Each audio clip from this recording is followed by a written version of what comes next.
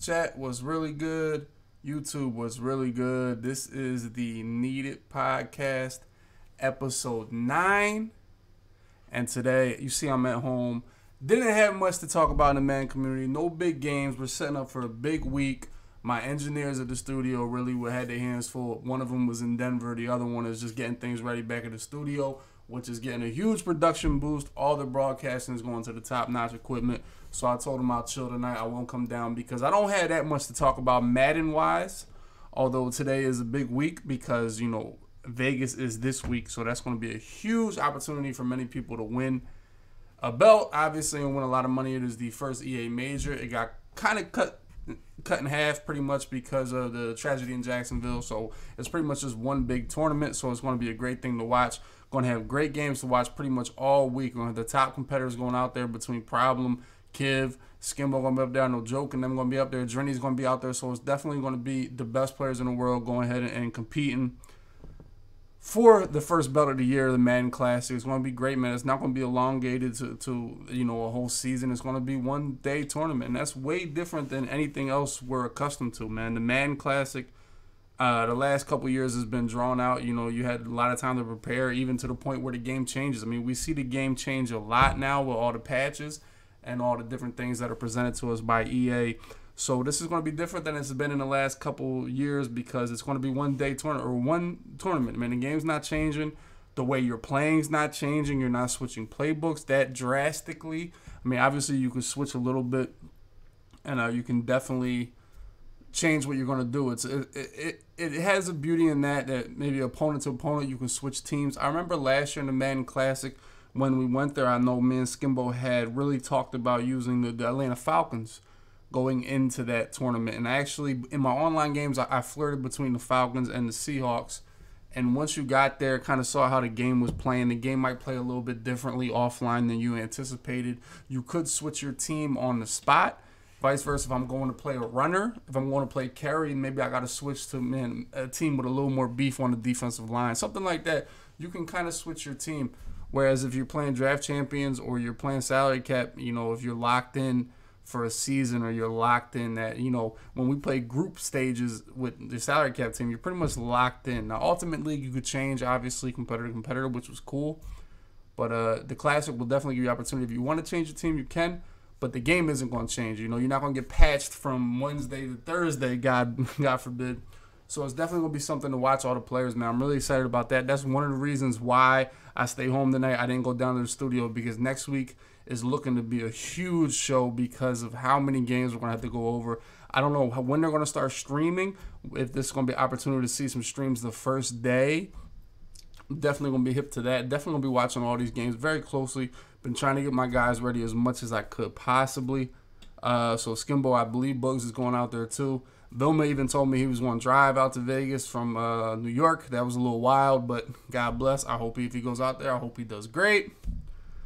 So it's definitely going to be tuned into, man. So next week, reviewing those games, definitely getting a vibe from those games will definitely be something I want to review, whether it just be the final 8 and on or review some big games during the week.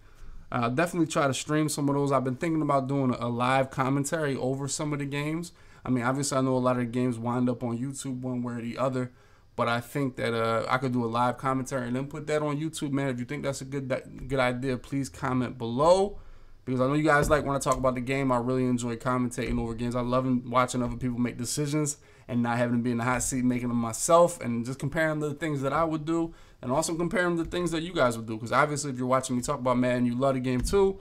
So you make decisions as well. So I like seeing what everybody else thinks, man. And that's kind of what ties into a lot of what I want to talk about today. Is what happened in the NFL this week. It really is something that I want to talk about, but we're going to get to that. The other big news in Madden, not only is it the Madden Classic week, it's definitely going to be the week for the Mutthead Finals, the playoffs. The 6 people that made the playoffs, out of 16 people, 6 people made the playoffs, and it's going to happen this week. Not sure when they're going to work it out. I know a lot of the guys that are in the playoffs are going to be in Vegas as well. So I don't know if they're going to really push it back a week maybe or try to figure something out like that. I did talk to Rockets, and he told me the tentative date is this weekend. is Saturday. I'm not sure if Vegas is Thursday, Friday, or Friday. I really don't know how it works. I know a lot of guys that made the playoffs, and let's go over the list of people that have made the playoffs from Mudhead, because this is also another stacked list competing for that 10,000 or a piece of that 10,000. I'm not quite sure how the money's laid out, honestly, but let's go ahead. We'll check that out. I'll show you guys what the playoff situation is looking like in Mudhead. And I mean, that's not what I want to do. I want to hit this one for you. Check out my display, man. We're going to go down here, and like I said, let me just detach that. Boom. So we have, I mean, this is the standings right now. So, like I said, 3 people out of each of these conferences make it. 2 division winners and 1 wild card. That's it. It really makes the regular season important. And up here we have Drag is going to win this division. So Drag is in the playoffs, a division winner, along with T. Davis and Pavan, who made it. Even though he has the same record as Blocky, you got to go ahead and look at the point differential. That's pretty much what's going to boost him up into the finals, or into the playoffs at least. So it looks like T. Davis is going to be the 1 seed, so he's going to get the bye. We're probably going to have Drag versus Pavan from the first wild card matchup. Boom, in the conference 1. Obviously, T. Davis, the Cardinals Club Series champion. Drag is the defending Green Bay Packers Club Series champion. I'm not sure if these guys are both going to Vegas. I'm really not sure about that. Pavan has been a good player. I believe the Oakland Club Series champion last year. Pavan has been a really good player. You know, in the Twitch channels, gambling and everything. Everybody knows his name for the last year and a half or so. So he's definitely going to look to make a run here.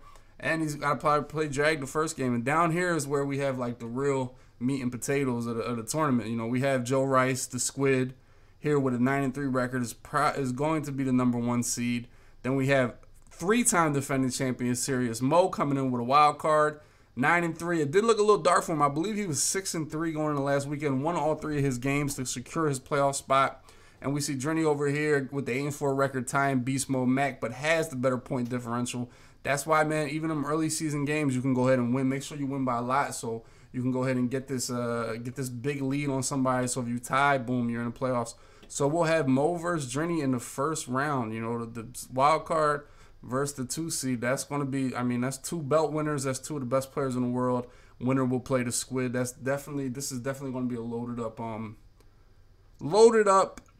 tournament. We have 6 players, so that's going to be good. Like I said, the tentative date for that is pretty much going to be Saturday, but if they can't work with Vegas and everything, they're going to reschedule. So definitely stay tuned for that. We're going to go over all those games and definitely tune in to see what those players do in salary cap, which is a way different mode from regs, and that's something I've talked about earlier on the podcast. Is just different things that we all have to deal with, whether it be playing the mode, whether it be changing, you know, what playbooks you use, what team you, everything, just how fast the game plays, whether you're online, offline. It's definitely a challenge, but if you want to be a pro man player, it's definitely something you have to be able to conquer, and all those guys will be looking to do that. So next week, like I said, it's going to be a huge show. There's not going to be much to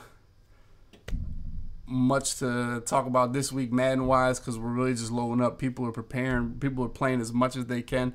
I remember kind of like before you travel to a trip, you try to get as many games in as you can online against different people, because once you get there, you'll pretty much be ready for the tournament. And, you know, and it's like the gambling, if people don't gamble as much, I think, I don't really know why the answer is that. I've never been a gambler, but a lot of people usually just travel to these tournaments to just go play money games in a hotel.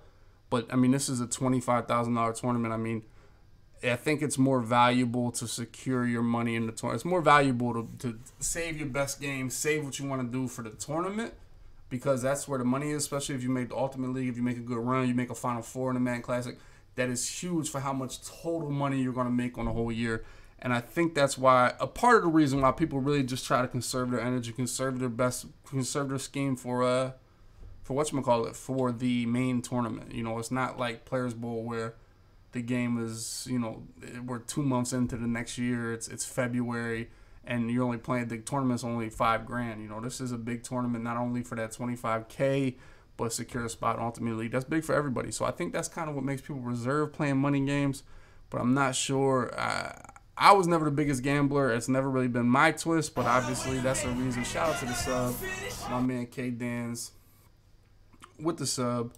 But like I said, it's never really been my the biggest twist for me personally to go ahead and gamble that much. But it was a big, intriguing Madden. That's pretty much what makes Madden great, is all the gamblers and people that love to gamble on Madden, whether they're playing or not. That's pretty much the go-to thing. A lot of people will go for Madden Torrent just to gamble on other games, you know. So we'll see how it is in Vegas. I'm not attending Vegas. It's something that I did not feel comfortable doing after Jacksonville. It's really something that I still think about a lot. And then the last time I played Madden, I got hit in the head with a bullet. So that's pretty much what I think about as far as competitive Madden right now. It's really not up my alley for the foreseeable future. But I love talking about it. And I think I had the pedigree enough to talk about it where you guys will listen. So we'll definitely be tuned into those. But let's talk about the Super Bowl champions regaining their Super Bowl prowess. You know, getting the victory, getting back to 6-6, having the ability to go ahead and play the Dallas Cowboys pretty much for the division this week is going to be huge. Dallas has, 5 days extra rest after their huge win against the New Orleans Saints. I told you guys on my YouTube, I made a video about the NFC East, and I told you guys I didn't feel too good about that Dallas Cowboys Saints game. It's something, Dallas just really has momentum. After that game in Philly where Jim Schwartz just gave Dallas a first down and gave them momentum, they've really been playing really well, especially defensively, man. That young linebackers really come in there. Van Der Esch and really propelled their defense. They already had dogs on the defensive line. Byron Jones is a stud corner. I mean, he was a good safety, but they put him in corner. He's playing out of his mind. And just between those linebackers, the D-line, all they really need is decent secondary play, and they're definitely getting it from the defensive side of the ball. I mean, if Dak and the offensive coordinating was a little bit better, the Cowboys would be scary. I think ultimately what's going to hold them back is their quarterback and their offensive coordinator, even more so than the quarterback. So we'll see if the Eagles can go in there and beat them. I mean, the Eagles' defense is so banged up right now. It'd be nice to somehow get Jalen Mills back on the field. Would be really nice. But they got to come up with some plays, man. I really think the Eagles' defense is really beat up. It's going to be hard-pressed to hold Zeke and them under 20 points. And it's going to be a tough game for the Eagles. But I definitely think the Eagles, I mean, at the end of the day, they have Carson Wentz. They have the better quarterback. They have a good offense. They should be able to score points. They scored points in the first game against Dallas. They should be able to do it again, man. And definitely have to play better defense. Some of these guys off the street that we have in the secondary have to make some tackles. It's going to be a huge game, though. The NFC East is definitely down to this game. The Redskins are cooked. They have Mark Sanchez playing quarterback right now, so they're out of the race. And believe it or not, a wild card is still available for either the Cowboys or the Eagles, man, because the Seahawks, the Vikings, and the Panthers are alive. The Panthers lost 4 games in a row. They're not looking very good. They're 6-6 as well. The Vikings just lost again. The Vikings aren't. The teams are not stepping up to the plate and taking over the wild card. That's something that's still available. Even 8-8 is not unreasonable that you could get a wild card. I mean, the Eagles have lost to both the Vikings and the Panthers head-to-head, so that's going to hurt them. So I think what they have to do, I mean, it's pretty much going to come down to this game between the Eagles and the Cowboys. Hopefully they go in there and get the victory. The rest of the league, I mean, the Kareem Hunt news is crazy. I mean, that's really not my place to really discuss things like that. That's not what I want to do here on this podcast. Maybe someday. But, you know, it's just crazy at this. When I'm 31 now, as I get older, and I see, like, these people really, you know, have trials and tribulations throughout their professional career, I kind of not only think about his life, but I think about his family's life. You know, I don't know Kareem Hunt. I don't know his story, but I just try to think about where he's from, what his family's done, and now a mistake like this, like, we've all had nights like that. Obviously, we've not all, you know, kicked women on the ground and things like that, but we all have nights like that, or that we, you know, we kind of forget what we did, whatever it may be. Not necessarily to that extent, but, and then it just affects his entire family. Not only, you know, his mother, his aunts, his cousins, his kids, his significant others, everything is going for generations, because he's going to be hard pressed to ever play in the NFL again, whereas he could have made $50 million, $80 million, so on and so forth for his career. And now that's pretty much going to be over because of one night and one mistake. And it's pretty crazy to just step back and really think about that. Had this happened 20 years ago, we would have never saw it. It wouldn't have been a big deal. But just being in this era now, you have to be cognizant of everything that's going on. And, I mean, it's just a crazy situation. Even so with Reuben Foster, too. I mean, the Redskins picking him up is pretty wild, especially if they're going to trot out Ryan Mallett at quarterback and wouldn't pick up Kaepernick. I mean, if you're going to absorb – I understand people not want to pick up Kaepernick to absorb all the press, and they don't really want to get into that. I understand it. But if you're going to pick up Reuben Foster, you know, you're going to absorb all that PR hit. I mean, why not pick up Kaepernick? I mean, if Kaepernick if Kaepernick is half the quarterback he was when he was on the Niners, I mean, he's still better than Ryan Mallett and Sanchez, you know. So if you're going to take the PR hit of Reuben Foster, why not get the PR hit, and not necessarily hit, but the PR craze of signing Kaepernick? You know, it's kind of two different. I mean, if you don't want any PR situations, that's cool. But if you want the bad one, you might as well get the Kaepernick too. It's going to help your team more than Reuben Foster is. Going to keep you alive more than Ryan Mallett is, and that's just. But these are whole separate topics, so on for any other time we can talk about really. And I really want to get into different. I have 3 specific situations. I was a little hesitant in showing all this NFL footage. I really was, because honestly, the NFL just copyrights the shit instantly, and I can't like.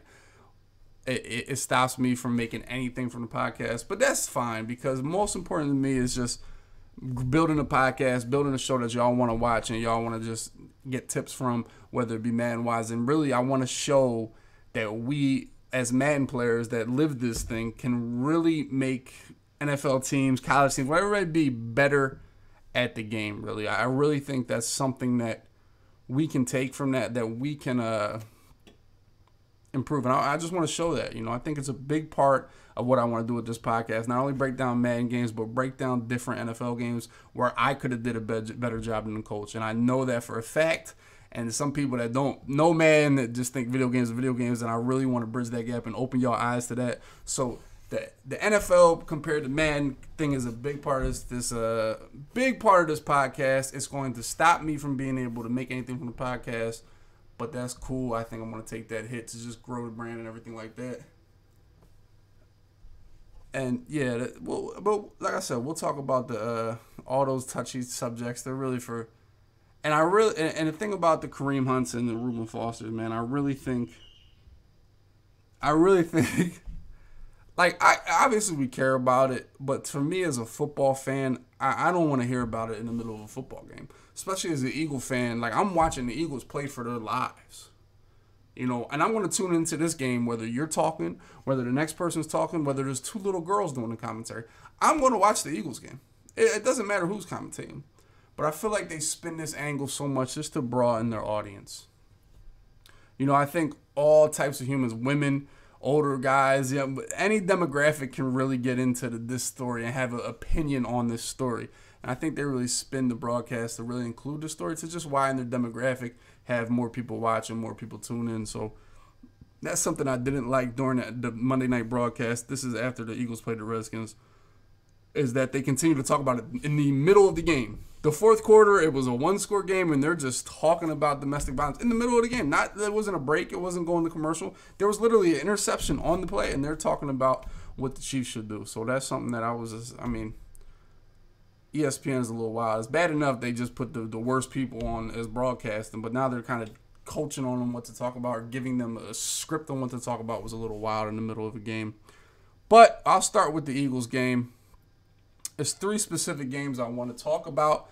Definitely 3 specific games that I feel like, you know, I could have certainly made better calls at, and definitely some mistakes or some reason or some good things that I can talk about, you know, that coaches did that people might not understand. And I'm on Twitter a lot, and you can follow me. The link is below in the description. But and I follow a lot of Eagles fans, you know, and the general, like, Twitter gives you a good feel of the general fan, you know, and I'll tell you what, they're stupid. They are stupid. They really are. They really don't know what's going on in the grand scheme of things, man. It's really. And those are the people that kind of we get grouped into. Like, people say, "Oh, the Eagles fans are idiots. The Eagles fans are stupid." And honestly, I hate that, because I'm one of the biggest Eagles fans in the world. But as I look through my Eagles Twitter, right, the Eagles fans and their opinions, and I start thinking to myself, you know what? People aren't that wrong, man. Eagles fans are pretty stupid. And I'm going to give you an example. During the Eagles game right here, they're playing the Redskins. Mark Sanchez led Redskins. And I'm going to go ahead and show you these guys. This is a play in the game here. Boom. We're sitting here. They're playing the Redskins. The Redskins have a good defense. The Redskins have no offense right now. They got one long 90-yard run.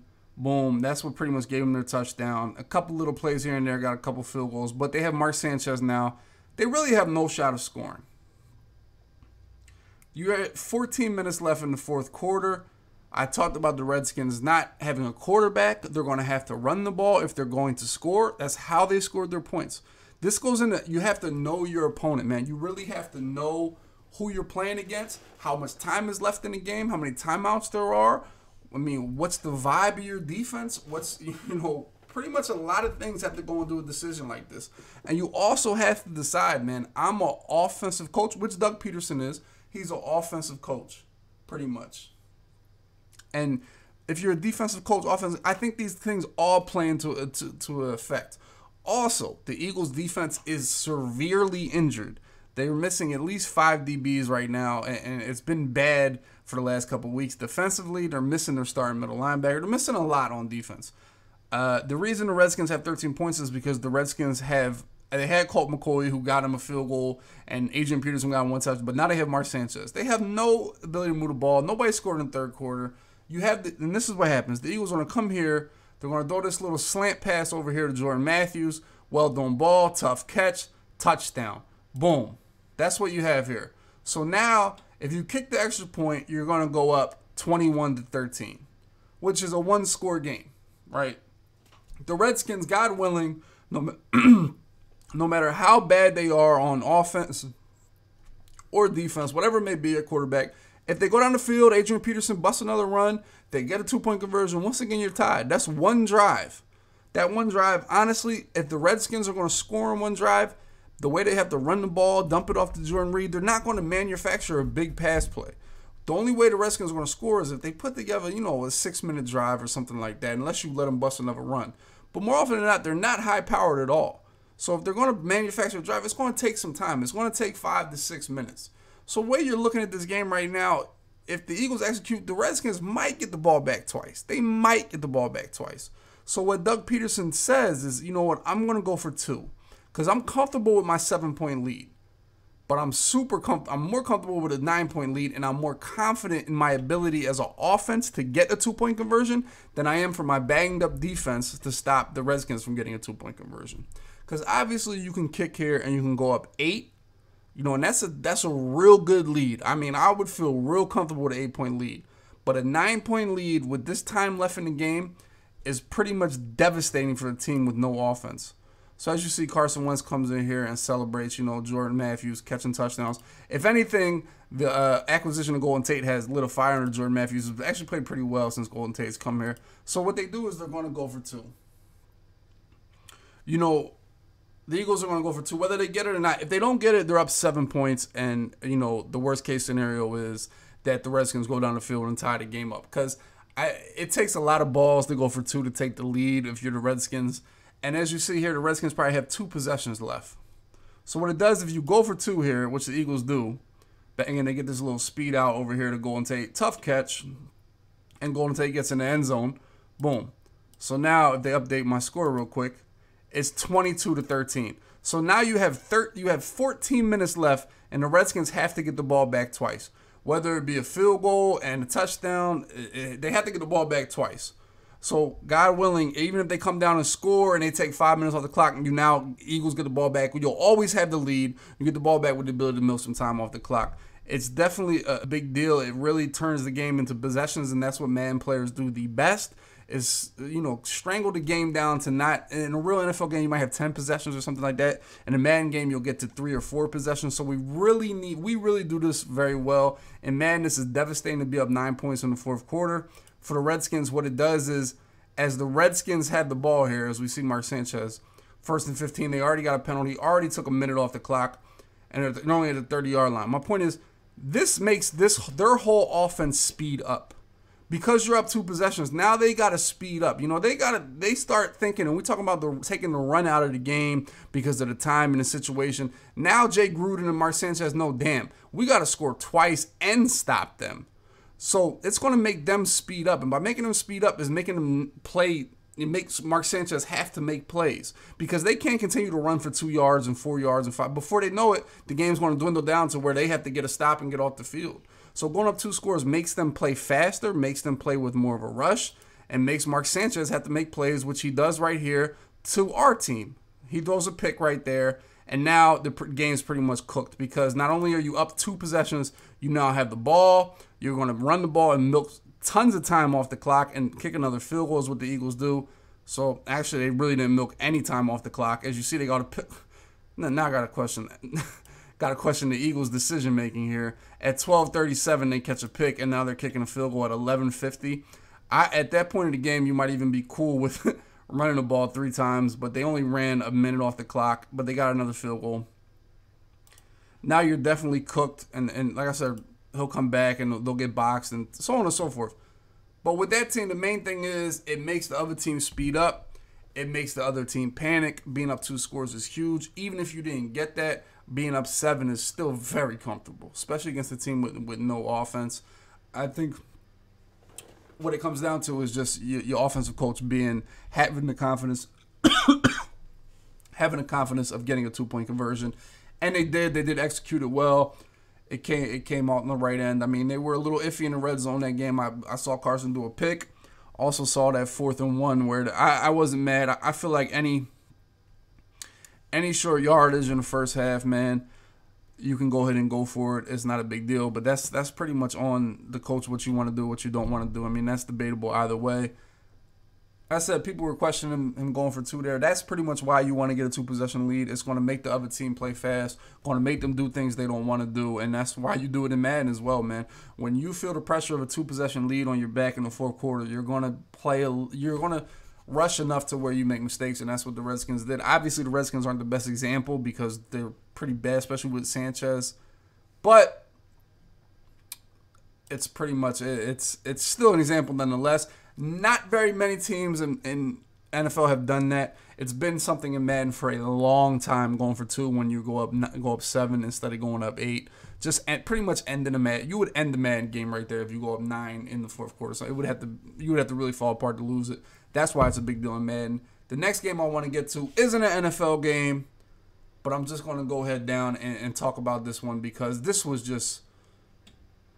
I thought it was bad on both ends, but this was the best game in college this weekend. There was a lot of championship games. This was Georgia-Alabama.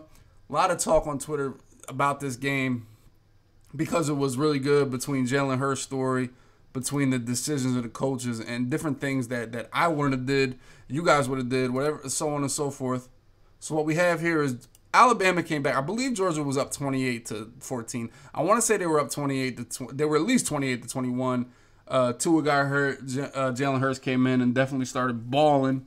And you got to know that. Like, you have to know momentum, man. Momentum's so big in Madden, in NFL, and pretty much anything in life, man. Momentum is really important. And at this point in this game, Alabama had all the momentum. It looked like, damn, they're really about to lose their first game. Georgia quarterback was playing unreal. And Georgia really had a good game going. They really had the lead. And what happened was Jalen Hurts came in and brought them all the way back. So they tied the game up. You see the fans going crazy. The game is tied. And what happens is Georgia gets the ball back with just a little bit of time. College football is a little bit different than NFL because, one, it's a lot different, actually, down here under 3 minutes. Mostly because there's no 2-minute warning and the clock can stop on any first down. Pretty much stops the clock, which is huge. It doesn't come into play, in my opinion, in this situation. But so Georgia gets the ball. I don't exactly know where I'm at right here in this thing, but Georgia gets stopped. This is before the dumbass play they called. Oh, here it is. So this is Jalen Hurts. Throws this crazy, great touchdown pass to Judy. And he catches it. Boom. Tie game. 5:19 left. The other team is blazing hot. Nick Saban, Alabama caught their vibe. We're going to go here and throw this. That was a dot. So we're definitely moving. This is Swift right here, I believe. Swift is his name. I don't know the college guys like I know the NFL guys. So we're definitely moving. We're under 4 minutes. If I'm Georgia, this is the last drive of the game, obviously. I want to kick a field goal, win this game 31-28. I don't care if I'm at Alabama or I'm on Georgia. I want the score of this game to be 31-28 one way or the other. So they get to a 4th. This is what they're at. 4th and 11. They're in midfield right here. And I don't know what, because this is regular defense. Like, we're sitting here. This is my 4 down linemen. This is my linebackers. I got 2 punt returners. I got 2 corners. Actually, I have 1 punt returner, I think. I don't know, but this just doesn't. They're not blocking the punt. You don't have enough people to block this many people right here. Look, I mean, you have 1, 2, 3, 4, 5, 6, 7 people right here, and you have what, 6 linemen, and this guy's gonna take the ball and try. But it's not even about I don't know who made the call. I want to say this guy, the protector, whatever, personal protector on a punt, which is what this guy is. The guy that's closest to the punter is a personal protector. He pretty much cleans up anything that sneaks through the offensive line here. But so the protector pretty much, I'm assuming, has the call on this, on whether to run this fake or not. But to even attempt the fake right here, because the risk reward is not that high. I mean, the other team is blazing hot. If you turn the ball over here, it's almost guaranteed Alabama's going to get 20 yards to get a field goal. But if you get a decent punt and you punt them to the 10 or you punt them to the 15 with 3 minutes left, even with 3 timeouts, man, it's not going to be the easiest thing in the world for Alabama to get right back in the field goal range. Because one, obviously I told you the clock's going to stop after a first down. But if they run the ball for 4 yards, they're going to run 30 seconds off the clock. So it pretty much eliminates the run from Alabama. And Jalen Hurts obviously was really hot. But you have to give your defense a chance. If this was 4th and 4 or 4th and 5, obviously 4th and 1 or 2 maybe, but 4th and 11 is just, I mean, you talk about a call where if it, the risk reward wasn't that high. It was pretty much win the game. What it was you have to know as a head coach is that if you don't get this, Alabama's probably going to win the game. The way Jalen Hurts was playing, it's hard enough to stop him with a full field, but to stop him with half a field is unreal. It's just not going to happen. Especially with all the momentum they had, it's not going to happen. And if you do get this, you probably win the game, though. If this guy runs for 15 yards, you're in field goal range, the game's over. So you're pretty much calling the whole SEC championship game, as hard as your team has played, as well as your team has played, you as a head coach just put the whole game on the line with a fake punt to number 1 right here. It was a personal protector, so I'm assuming he's not some super running back that's going to Jim Brown everybody. So you put the entire game on the success of this fake punt. Not just this down. This is the game. You know, you played, how many minutes did they play already? 60. They played 57 minutes. And you're going to put all that on the success of this play. Which obviously this guy snaps it to himself. And I don't know if this is an option to the punter. Is that what we're running here? And he just gives up on it? Like, he gave up on that. Really, he didn't even give the punter a chance. But even if he pitches the punter, this guy 43 is going to tackle him. So now we abort that, and this just gets bagged. So now pretty much the game is over. Like, it's just crazy to put that all on the strength. All to put that on the strength of one play like that. And obviously, I mean, like I said, he's going to break it down like, why would you do that? This was stupid. I mean, the play was stupid regardless. But just the decision to put that whole game on one play is pretty wild. And then what happens here is he throws a dot. Now, this is where I don't like Alabama. Because, like I said, all Jalen Hurts has to do is get in the field goal range, and the game is over. Now, we talked about the difference between college football and NFL. The biggest difference is probably the kicking ability. Yeah, the kicking ability of some of these guys is bad. But this guy catches, he fumbles, but luckily he fell on it. So they're in field goal range now. In Madden, this game is over. You can put it in the fridge. It's cooked. The game is over. Georgia has 2 timeouts, 40-second play clock. We're going to run this all the way down right now, and we're going to be cool with our field goal. But one in college, field goal kickers are 18 years old. They don't know what they're doing yet. Obviously, everybody on the kicking team is 18 years old. The long snapper, the holder, everything. They're not professionals, so it kind of changes everything. But especially with Alabama, with their defense, I mean, obviously they give it 28 points this year, but their defense is pretty much what's made them great for the last 20 years or however long they've been great since Saban. Their defense has been the calling card, but without a doubt, I would have milked this all the way down. Now, I don't know when the game clock starts because they got that first down. I don't know if they can start it as soon as possible if they rush to the line or it starts at 20 seconds. Because I know you can snap it right away and it doesn't have to run at all. But if I'm Alabama, I wanted to run all the way down. Like, so we'll see where they snap the ball.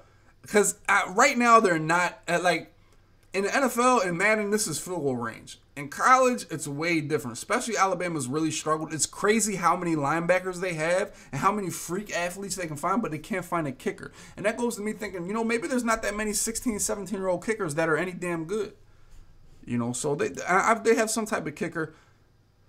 And they didn't let the clock run much at all, really. And the next play, my man throws a dot. Now, the game's definitely cooked. I don't care if I have, Bobby down the street kicking the field goal.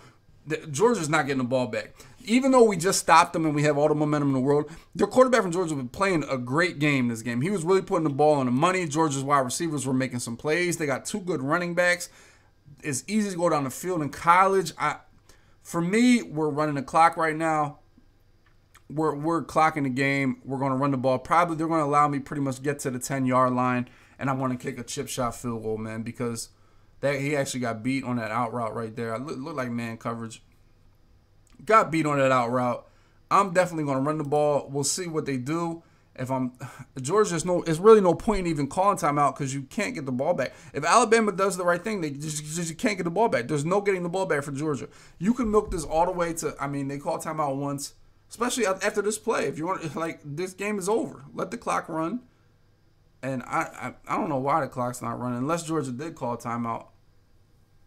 But like I said, what I would do, I would absolutely, positively run the ball 3 times. Get the ball in the middle of the field. Set up the field goal for my guy.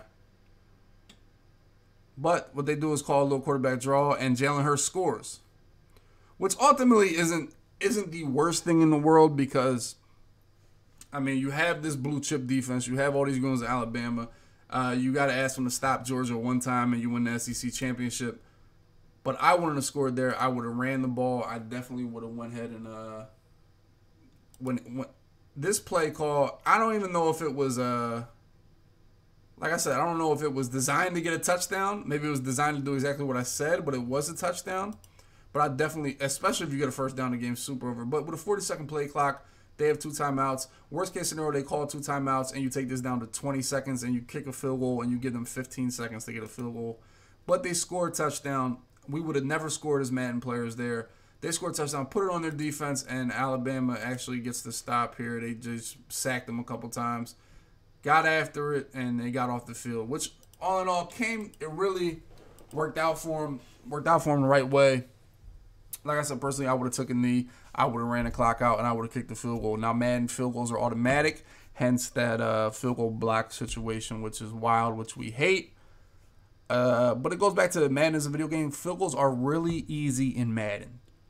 Even with the ice feature, if you get that close, a field goal is automatic, unless it gets blocked, God forbid.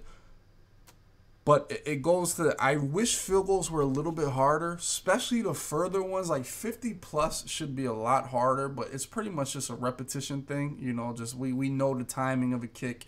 We've kicked 700 field goals a week or whatever it may be. We kick so many that it's that easy for us to kick a field goal. Whether nerves are involved or not, it certainly changes it. But ultimately, field goals are way easier in Madden than they are in real life. But still, I would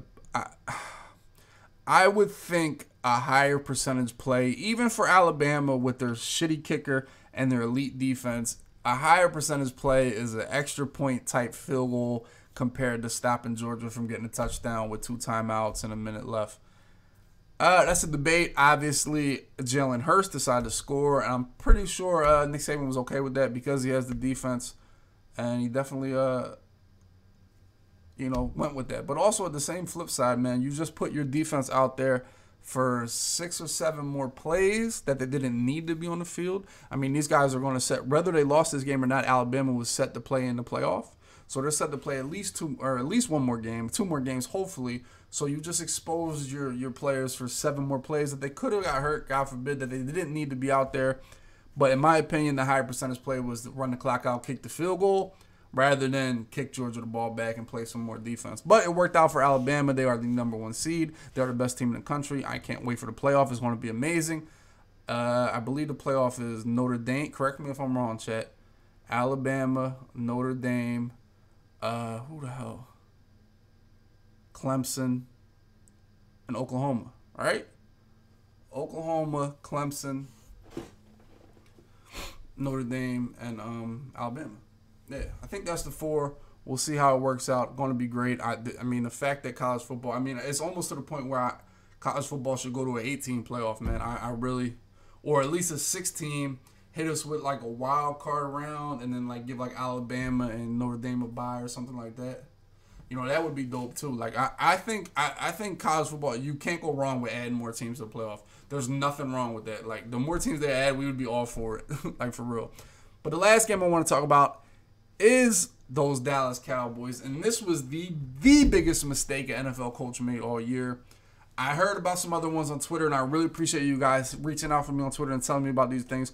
I'm going to buy a package with the NFL so I can get every single play and every single situation, because a lot of these highlight tapes, you know, it'll be 10 minutes, 15 minutes. They don't have every little play, and a lot of times it's the little bullshit 3rd and 15 play that really matters the most when breaking down these plays. So I'm going to have to get something. If you guys know a little NFL pass or anything I can get, probably the cheapest one. All I want is the full game highlights. I don't need all 22. I don't need any of that. So if you guys know any of that, please comment below. Let me know what I can pick up to be able to get that, because it's really plays that I can't really find unless I have the full game, because I notice these things, but I need the full game to really be able to break these down.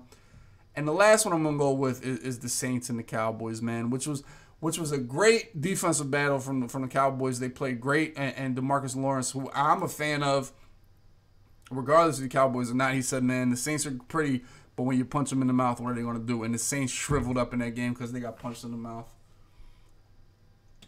And what we're going to talk about here is the Saints and the Cowboys, and this is absolutely the most egregious mistake a quarterback or a Madden player can make. And I'm going to get into this. It's something that I've never done in my life, and not even for this reason why I didn't do it, but just because I just never have done it in my life. And what we have here is the Saints have been getting boxed all game. You see they have 10 points. Their 10 points was on just some shit that Drew Brees threw up, and the guy kind of caught it. So I'm going to talk about this, man, because this is... So the next play here, the Saints have 2 minutes. They have 1 timeout. They got the 2-minute warning. Drew Brees has been in box mostly because football comes down to, can these guys get pressure on the quarterback? This is football. Can these 4 guys beat these 5 guys and get pressure on the quarterback? That's why the Eagles won the Super Bowl. It's why teams are good. It's why teams are bad. This is like the #1 thing in football. Regardless of where Brees throws the ball, how great he is, how good Alvin Kamara is, Michael Thomas, Van Der Esch, all these guys. Football comes down to these 5 guys against these 4 guys or 5 guys. Whatever your front is, it comes down to that. If your defense can whoop their offense, you're going to be successful. And that's pretty much what the Cowboys did to the Saints. They whooped their ass up front, and that's what they've been doing and get this momentum that the Cowboys have, man. It's not Zeke. It's not, and the linebackers are good, but it's not, it's the front. That's what makes teams great, is what made the Vikings defense so good. It's what makes the Rams have a chance on defense because they have those pass rushers. When you look at all the good defensive teams, man, they're able to get pressure on the quarterback. But so on and so forth. What happens here is Drew Brees, once again, under pressure, this fat guy just had the spin move of his life under pressure. So Brees does his panic throw over here to Kamara, his safety valve. They're not on the same page. Gets a pick. Boom. Right there, the game is cooked. You know, you're in a dark place right now. But if you're Brees and you're the Saints, you're this high-powered offense. The Cowboys are not a high-powered offense. The Cowboys are more than happy. The way their defense is playing, if I'm a Madden player, I'm more than happy running the ball 3 times, kicking a field goal, going up 16-10, and kicking you the ball off again with a minute left and no timeouts and saying, go ahead, against DeMarcus Lawrence and Randy Gregory and my goons up front. Boom. I'm fine with that. You, as Sean Payton, have to know who you're playing against. You're not playing against Tom Brady. This isn't Aaron Rodgers. It's not Dan Marino. They're not going to cook a dot up for you. So we get the pick. Boom, these guys styling on the sideline. Interception, the booth call stands. Boom. So right here we have a 1st and 10. The Saints know they can stop the clock twice. It stops at 2 minutes or it stops when they call timeout. Now what the Saints do, which is the worst mistake in the world, because if Zeke runs the ball, which 100% of the time this is just going to be read option, so this guy crashed down, somebody run and cover the quarterback. Whatever it may be, stop the run, and that's what they do. Read option. They stop Ezekiel Elliott. Now, what you have to do is let the clock run to the 2-minute warning, because calling a timeout here only saves you 3 seconds anyway. Regardless of what happens after this, it only saves you 3 seconds. And God forbid, one thing I don't do, I don't waste my timeouts knowing that not knowing what's going to happen on the next play. I never hold on to it. It's just crazy to me to use a timeout here because you're only saying the clock's going to stop in 3 seconds anyway. Even it's wild. But they're going to call their timeout to save these 3 seconds. So after the Saints call this timeout, boom, call the timeout. So now we're at 2:03. If they're at 2 minutes and the Saints have a timeout, all Jason Garrett wants to do is get rid of that timeout. He don't want to pass the ball. He wants to make sure Drew Brees doesn't have a timeout. So 1,000% of the time, if we're at 2 minutes and they have a timeout, they're just going to run the ball again for 1 yard, and they're going to make you call your timeout. Boom. And it's pretty wild. Even if you didn't call your timeout there, it's just unreal that what this allows is that Dak Prescott the ability to know that the clock is going to stop, whether he runs back, fumbles the ball, throws it between his legs, throws the ball away. No matter what the hell happens during this play, the clock is going to stop. It does not matter. So Jason Garrett, the idiot, I don't think Jason Garrett's a good coach, but this is just an obvious call. They gave me a free play. So I'm just going to chuck the ball up here. They're going to give me a free play. They give me one-on-one with my wide receiver I've traded a first-round pick for. I'm pretty damn sure I'm just lob the ball up. Worst-case scenario is just the same thing that would have happened if I ran the ball on the line for 1 yard. It's the same exact thing. Just don't throw interceptions. You can almost throw the ball out of bounds. Just hope they get a PI call. And that's exactly what happens. You come up here and say, we're going to get this one-on-one. Let me just chuck the ball up. We got a free play anyway. One-on-one over here. I don't care. That was a little petty call, honestly, especially for the time of the game. The time and the situation, that's a petty call. I'd love to get a different view. I just think if you're at this point, in my opinion, in the NFL, I feel like if you're not tackling somebody, they shouldn't call it. It just ruins the game. But this happened because Sean Payton called a bad timeout. If he doesn't call his timeout, there's no way Jason Garrett has the balls to do that. It's just not worth it because what you do is you risk giving Drew Brees way more time and a timeout. Like I said, that's what ended the game. We go back to this because it's just to me, it's just crazy. So they called a timeout. So say we're at the 2-minute warning and they still have their timeout. What happens if Ezekiel Elliott, God forbid? Now I'm not going to say that he would do this. But what if he runs the ball, breaks the tackle, and somehow winds up going out of bounds, and he gains 3 yards, but he goes out of bounds? So now you save your timeout. You never know what's going to happen that next play. It might save you a timeout. You just gave the Cowboys there was no risk to just throwing the ball up. It's crazy how much better situation they'd have been if it was at the 2-minute warning and they still had their timeout. It forces the Cowboys to run the ball. And it makes it so much easier to play defense, man. And if they want to choose to pass the ball, they do that at their own risk. Because honestly, if you're Sean Payton, you want the Cowboys to pass. But you don't want them to pass without the risk of saving you clock.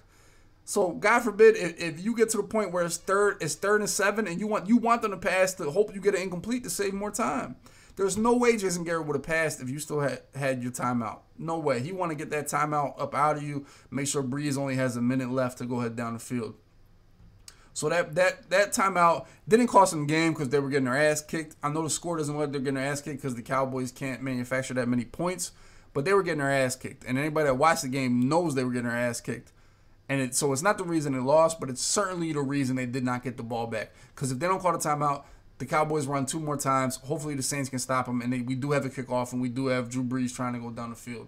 So that's just an example of just a team not knowing when to call the timeout and calling it at the worst time and stopping them from not from winning the game, but stopping them from giving them a chance to get the ball back. Because we know in Madden, a minute, even without timeouts, is a long time. And for Drew Brees, a minute is a decent amount of time to be able to go down the field, especially with Michael Thomas and Kamara and the guys that he has to make some plays. I mean, definitely was a bad mistake by one of the better coaches in the NFL, Sean Payton. Didn't put much thought to that. Even if it wasn't for the free play thing, I never use my timeouts that close to the 2-minute warning. Because like I said, they're only saving you 3 seconds. I mean, like I said, even after the 2-minute warning, God forbid they get a penalty. God forbid something goes out of bounds or they get an incomplete pass. They stop the clock for you. If you're down, you always love when somebody stops the clock for you. Whether it be a penalty, whether it be the 2-minute warning, incomplete pass, whatever it be, you always want to give your opponent the opportunity to be stupid and stop the clock for you. But the Saints did not do that. They, bad call right there by Sean Payton. He definitely knows it by now. He should hire a Madden player to be on the New Orleans Saints sideline, help him out with situations like that. Also help out Alabama with situations like that. It looks like the Eagles are very in tune to the possession game, very in tune to the clock. It's definitely some things that they did even during the Eagles game. I think the Eagles do this not only because I watch them, but obviously I watch every game, but I really see they really try to get the ball back before half. They do their best job calling timeouts. And the Eagles are kind of really the most in tune team I've seen with like possession management and things of that nature. Sometimes it doesn't always work out. Sometimes it actually bites you in the ass, as it doesn't Madden sometimes, man. But the Eagles are definitely really in tune with that. And just from that play, I see the Saints aren't. They need to hire a Madden player. But those are the 3 examples I wanted to give you guys, just of different plays that I thought we could help out as Madden players, man. There definitely were mistakes, or a good example of going for 2 from the Eagles to make sure they pop up with a 2-possession lead. But that's pretty much all I want to talk about. Like I said, with the podcast this week, I stayed home. I chilled. Both of my engineers were really busy. One is in Denver. Nursery Gamer opened up a huge venue in Denver. So any of you guys are in the Denver area, please check that out. You can check out nsg.gg, I believe. It might be .com. I'm not sure. I'm not hip with that. I will put that in the description below, so you can check that out if you're in the Denver area. You ever want to check out a huge LAN event. I know a lot of you guys have been to the one in Philly for different Madden events. That's small compared to the one they're opening in Denver. It's really awesome, and they're doing a lot of great things. So one of my engineers was in Denver. The other one was really busy, so I said I'm going to just chill, show you guys some plays from my own house, and break them down with you guys, because there's not a lot of Madden to talk about. But next week, we'll definitely be diving into the Madden Classic. Good luck to everybody that's going out there. Please be safe. Please scope out the area, get a good look of it. I mean, God forbid anything else happens, man. I really pray for all you guys going out there. Hope everybody's really safe. A lot of my friends, most of my friends are going to be out there playing Madden. I'll definitely be tuned in with you guys, man. We're going to have a good time watching that. Also, the Mudhead playoffs, can't wait to talk about that. So there's tons of things happening this week that we're going to cover next week on the Needed Podcast. Might have to be an extra long podcast or do 2 a day, something like that, to be able to break down all the footage that we're going to have from this weekend and from Mudhead, man. It's going to be crazy. Good luck to everybody, man. I wish everybody the best trying to win that belt and that $25,000. But this was the Needed Podcast episode 9. Just went over some NFL things, man. If you guys have any suggestions, man, please comment in the section below. Also, if you have any, what's the website I get to watch all these NFL games at? Because there's really some more things I want to break down for you guys that all these highlight films and stuff like that do not show. They do not allow me to take the 3rd and 15 draw play that could have been a pass, or so on and so forth. So whatever you use to watch all the NFL games, please put that link below so I can check that out and really update you guys on what's the biggest what would a man player do moments in the NFL. Appreciate all you guys coming by, man.